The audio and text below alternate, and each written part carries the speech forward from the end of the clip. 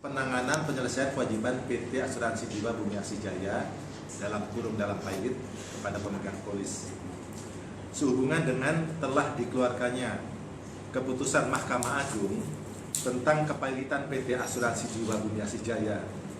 Otoritas Jasa Keuangan meminta kepada para pemegang polis PT Asuransi Jiwa Bumi Asih Jaya untuk menghubungi kurator yang telah ditunjuk oleh Mahkamah Agung dan Pengadilan Niaga Jakarta Pusat. Jadi ada 3 kurator yang sudah ditunjuk oleh pengadilan, yaitu Ramon Gongat Pardede, Lukman Sembada, dan Dindo Hutahian.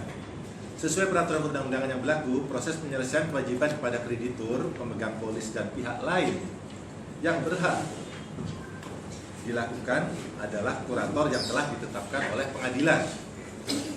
Sebelumnya, Mahkamah Agung mengeluarkan keputusan nomor 408K /TDT sus pilot /2015 mengenai permohonan pernyataan pilot terhadap PT Asuransi Bumi Asih Jaya oleh OJK sebagai pemohon pilot. Dalam putusan tersebut dinyatakan bahwa permohonan pilot dari permohonan pilot dikabulkan serta menyatakan PT Asuransi Jiwa Bumi Asih Jaya pilot.